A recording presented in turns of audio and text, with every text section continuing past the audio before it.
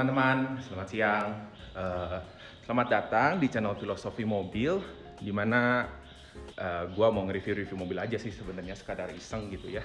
Nah, mobil yang mau gua review ini adalah mobil yang terkenal di Indonesia karena mungkin kebandelannya dan ketangguhannya serta brandnya, dan udah lama gitu mengaspal di Indonesia. Dan sejujurnya emang udah banyak juga sih yang review mobil ini gitu, tapi just let me do it anyway gitu. So this is the car. Nah, jadi ini tuh Toyota Fortuner.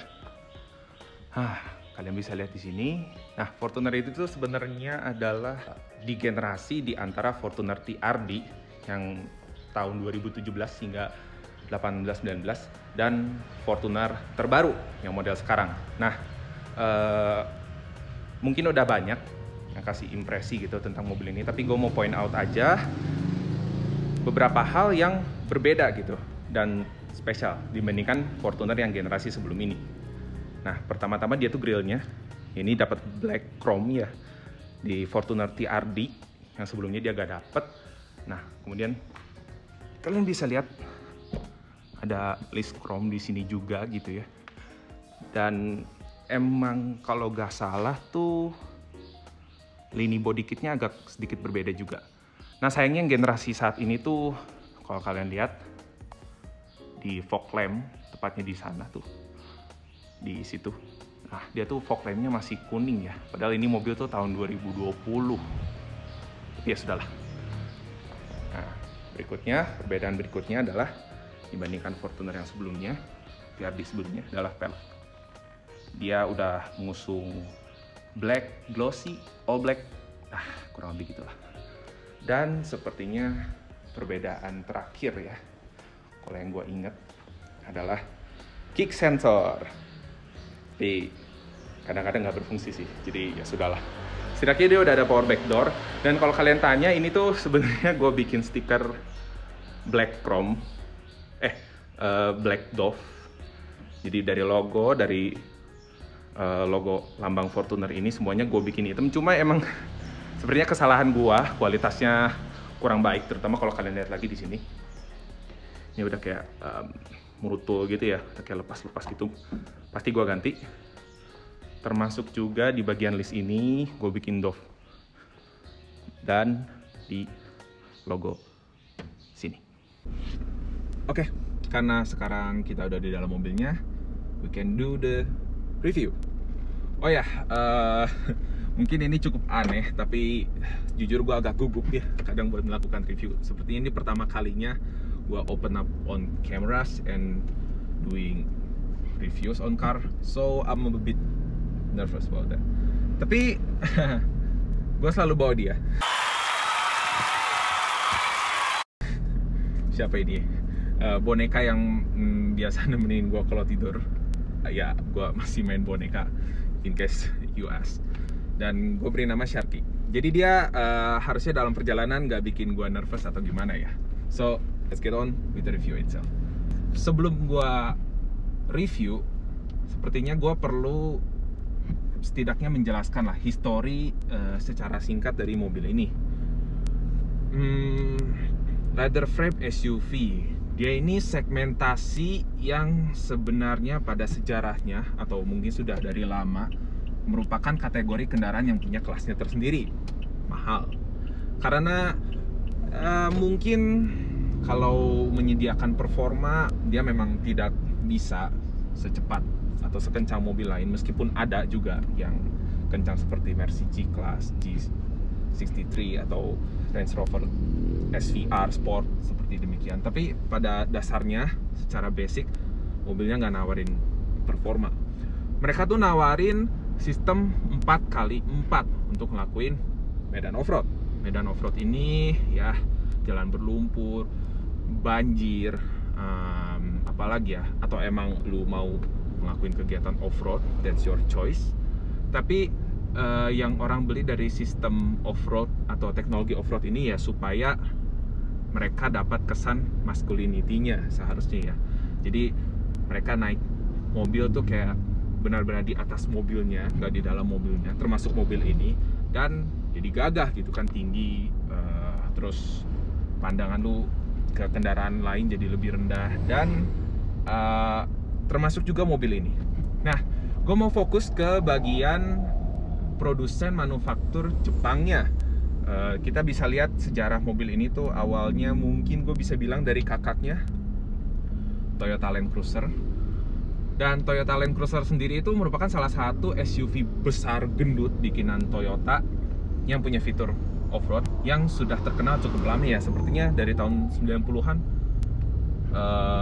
atau mungkin dari tahun sejak FJ Cruiser pertama keluar, gue lupa kapan.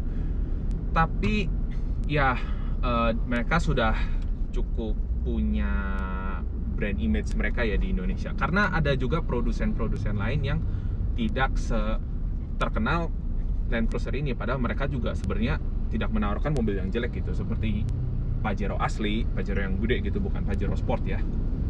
Dan ada Nissan Patrol seingat gua. Lu bisa kasih contoh-contoh lain, gua gak inget contoh-contoh lainnya, tapi setidaknya seingat gua itu saja pesaing-pesaing dari Land Cruiser manufaktur produsen mobil Jepang. Land Cruiser ini tuh terkenal, namun harganya fantastis, 2,5 miliar. Rasanya orang kaya pun belum tentu mau ngeluarin budget gitu, meskipun mungkin gak sedikit juga yang mengeluarkan budget tersebut untuk beli mobil itu, sehingga mereka bikin lini mobil yang punya value seperti Land Cruiser, tapi dengan harga yang lebih murah tentunya. Nah, pertama-tama ada Land Cruiser Prado, tapi seingat gue di sini tuh apa ya, dia masih importir umum, dan ya emang harganya jadi tetap tinggi gitu, tetap mahal gitu. Mungkin ada karena faktor cc yang besar juga, gua gak tahu. Dan karena itu Toyota merilis Toyota Fortuner ini sejak masuk ATPM, dan hingga saat ini dengan merogoh kocek 500 jutaan, mungkin sekarang udah deket 600 jutaan ya, naik banget harga mobil. Harganya tuh cukup terjangkau dibandingkan mobil seperti Land Cruiser atau Land Cruiser Prado gitu. Dan sebenarnya wajar sih gue bisa ngomong demikian, karena dia tuh hanya menawarkan sistem berpenggerak 2 roda 4x2 gitu, dan ada juga fitur 4x4, tapi sepertinya nggak lazim ya untuk orang beli, karena harganya juga 600 sampai 700 jutaan. Jadi nggak lazim dan nggak seterkenal itu. Orang lebih menginginkan faktor rasa naik mobil off-roadnya, tapi tidak melakukan kegiatan off-road itu sendiri, seperti yang gue bilang, rasanya buat gaya atau semacamnya ya. Dan kenapa gue bilang histori singkat seperti ini, karena itu yang ngebawa ke poin gue, dimana I'm starting to love this car, and I'll explain what I like about this car. Nah, yang pertama itu, sebagai disclaimer, tadi gue bilang gue sempat pegang Mazda CX-5 Touring 2016, dan dia itu menawarkan fitur udah layaknya komputer ya. Gue lupa fiturnya sebanyak apa, saking banyak fiturnya, tapi dia itu menawarkan fitur untuk mobil pada 2016 yang mungkin Fortuner aja pada tahun 2021 sekarang belum tentu dapat menyaingi, dari faktor performa, handling, even material kabin, lalu fitur head unit Mazdanya sendiri, atau sekarang Mazda nawarin fitur head up display di depan. I guess that's what they do better than a lot of Japanese car brands gitu, dan tidak untuk mobil ini gitu. Tapi gue suka, atau malah mendekati I love this car. I'm starting to love this car setelah gue terbiasa menaikinya. Kenapa demikian? Karena ketika gue naik mobil ini, seperti yang gue bilang, gue dapat kesan gue naik mobil off-road, dan bikin gue kelihatan gagah lah gitu kesannya. Rasanya tuh kayak lu karena tinggi, lu melihat kendaraan di bawah lu, kendaraan lain pendek gitu kan, dan itu gak terjadi gitu pada Mazda. Dan kesan-kesan seperti ini udah cukup bikin gua lupa dengan fitur yang Mazda punya gitu. Sebenarnya nggak relevan juga sih, karena gua ngebandingin fitur mobil SUV SUV leather frame dengan SUV monocoque, but that's the gue bikin perbandingan antara mobil yang punya fitur banyak tapi orang bisa tetap mencintai mobil ini gitu. Karena memang secara spesifikasi gak banyak gitu yang bisa gua omongin gitu tentang mobil ini gitu. Misalnya dari faktor tenaga ya, 155 horsepower, 400 Nm. I mean, secara torsi dia gede, gua akuin dia gede, tapi udah torsi aja yang gede gitu, gak ada performa yang signifikan gitu. Toyota Fortuner kali ini nggak bisa bohong, karena dengan horsepower yang cuma 150, mau segede apapun torsinya, kayaknya ya mobilnya biasa-biasa aja gitu tenaganya. Cukup, gue cuma bisa bilang cukup. Dan rasanya pesaing-pesaingnya juga bisa menawarkan performa yang lebih tinggi gitu. Misalnya ada pesaingnya Pajero atau Nissan Terra, which I think has a better performance, I guess. Nah, berikutnya adalah bagian handling. Mobil ini itu enak kalau lagi ngebut lurus, karena torsinya setidaknya bisa ngebantu mobil ini buat tetap kencang dan lu merasa nyaman gitu ketika kencang gitu. Lu gak butuh banyak effort ketika lu udah tarikan di bagian atas, bukan atas sih, tengah lah. Ketika lu main di angka 100 sampai 130, 40 itu enak, itu bagian enaknya mobil ini. Nah, tetapi ketika belok limbung, I'm sorry to say this, tapi udah rada kayak kapal selam ya, atau kapal pesiar ketika dia belok gitu. Lu butuh usaha lebih untuk belok, atau setidaknya badan lu ketika misalnya lu lagi belok ke kiri, ya badan lu bakal kayak gini, bakal nempel banget ke kanan gitu. And that's not good for a car, I think. Mungkin karena chassisnya juga ya, jadi mobil ini jadi punya karakter seperti ini gitu. Tapi di luar itu gue tetap suka mobil ini karena it is what it is, SUV leather frame Toyota, dan gue punya kesan seperti gue naik Land Cruiser gitu, entah kenapa gitu. Sehingga itu yang bikin gue lupa oleh segala kekurangan dari mobil ini. Nah, fitur-fitur lain yang gue suka, mungkin minor gitu ya bagi lo untuk mobil ini gitu. Yang pertama adalah kualitas dan desain kabin.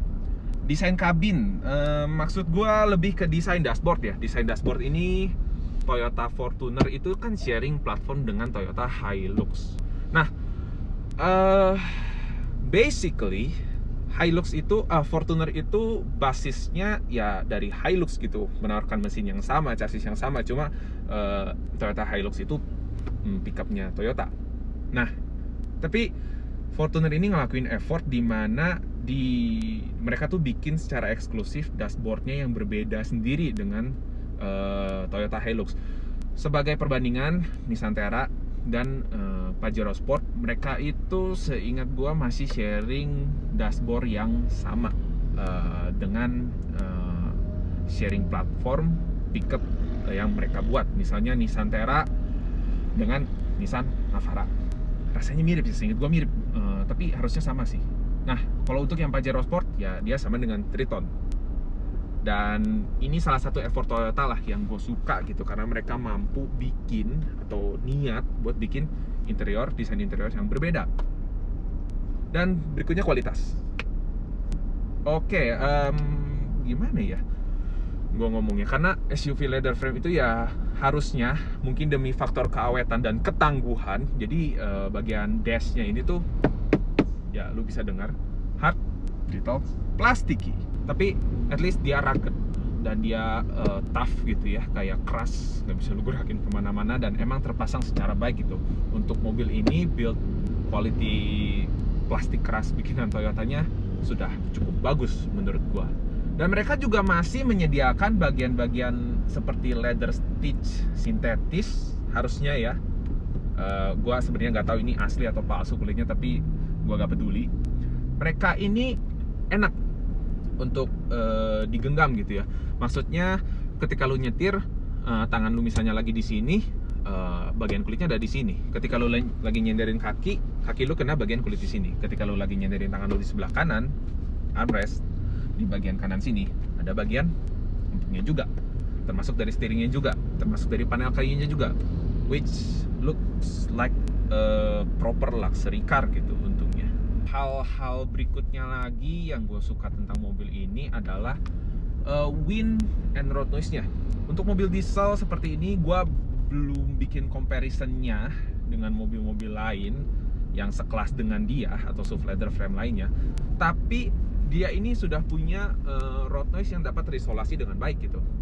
Gua gak banyak dengar suara kendaraan dari luar gitu, gak terlalu ada gitu ya. Dan selama gua melakukan road trip jauh dengan mobil ini, telinga gua nggak sampai bising atau kayak pengeng gitu ya istilahnya. Jadi mungkin Toyota kali ini sudah memberikan peredaman yang bagus gitu, improvement yang sudah jauh lebih baik daripada Fortuner generasi sebelumnya. Hal-hal lain yang gue suka adalah ini gue agak tahu ini subjektif atau enggak, atau mungkin memang benar gitu, rem tromolnya bagus.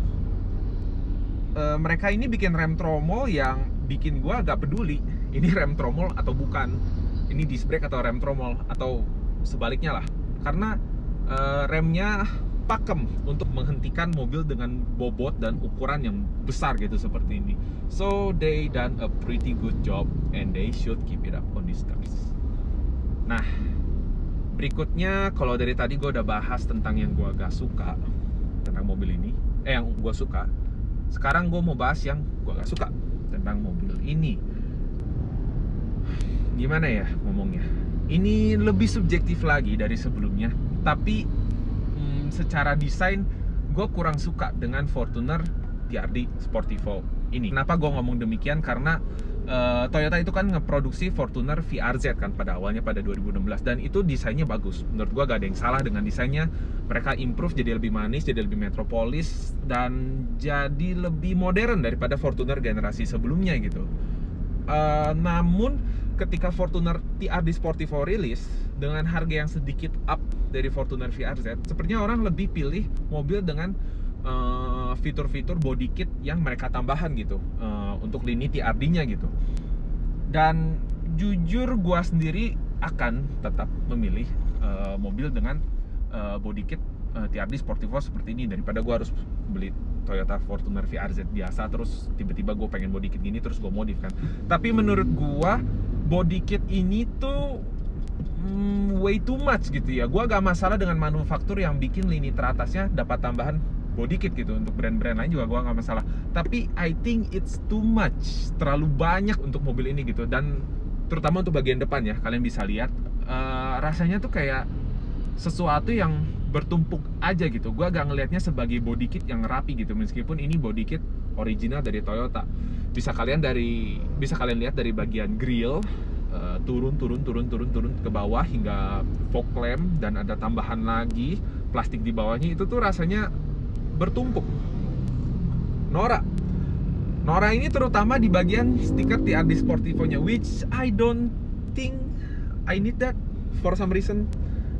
Rasanya gue gak butuh gitu ada stiker TRD Sportivo gitu. Kenapa lu harus pasang sesuatu yang benar-benar mencetuskan bahwa iya ini adalah TRD Sportivo? Ya body kit oke lah, tapi rasanya ini hal yang udah lebih gak perlu lagi gitu. Dan rasanya ya bikin jadi mobilnya jadi kelihatan agak norak kalau gue boleh jujur gitu. Ini secara opini gue pribadi. Nah, hal berikutnya yang gue kurang suka dengan mobil ini adalah ini kok kayak mobil OKB ya, kayak orang kaya baru ya. Gua gak menyinggung siapapun jujur, dan kalaupun emang ada orang yang gua hina, sepertinya adalah diri gua sendiri. Karena gua ya tentunya gua pakai mobil ini gitu ya. Cuma permasalahannya begini, kalau dari tadi gua sebut bahwa kakaknya mobil ini, Toyota Land Cruiser, adalah mobil yang benar-benar proper luxury car yang mahal, banyak juga rasanya oknum-oknum kembali atau orang-orang pada berpikir ketika mereka punya mobil ini bahwa mereka kaya dan mereka sudah cukup mapan dan mereka bisa melakukan kegiatan-kegiatan di jalanan secara arogan, dan itu pantas mereka lakukan karena menaiki mobil seperti ini. Dan maaf sekali lagi gue harus bilang kayak gini karena gue sering juga gitu ngeliat pertanyaan di Quora gitu ya, dan emang muncul notifikasi tentang kenapa para pengguna SUV leather frame ini terkesan arogan gitu, dan memang wajar dari bentuknya aja dia tinggi, besar, dan torsinya ini yang gue sebutkan tadi bukan torsi terbesar gitu, tapi mereka tuh udah cukup buat menaikkan adrenalin penggunanya untuk menjadi arogan. Dan jujur, gue juga terpikat untuk melakukan hal tersebut gitu. Kadang-kadang ketika gue mau nyusul mobil seseorang ya, maybe I did chase him, mungkin gue mencoba menyusul mobil tersebut, tapi ya gue gak melakukannya secara arogan aja gitu. Gue emang mau nyusul mobil yang ada di depan gue yang jalannya mungkin lebih lama dari gue ketika gue lagi di highway atau gue lagi di tol gitu ya. Dan ya seperti yang gue sebut, gue gak pasang strobo, gue mematuhi peraturan lalu lintas, and I'm a really good guy when I drive a car. Gak mungkin gitu rasanya orang kayak gue melakukan hal-hal arogan seperti tersebut gitu ya. Dan sepertinya kalau kalian mau bukti, nanti mungkin kalau ada yang mau nanya bisa gue kasih lihat.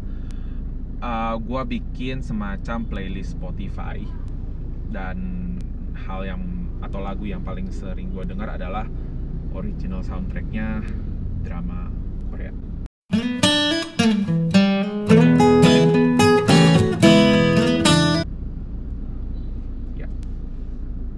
Gua gak tahu ini relate atau enggak, tapi sepertinya orang kayak gua gak mungkin ngelakuin hal itu.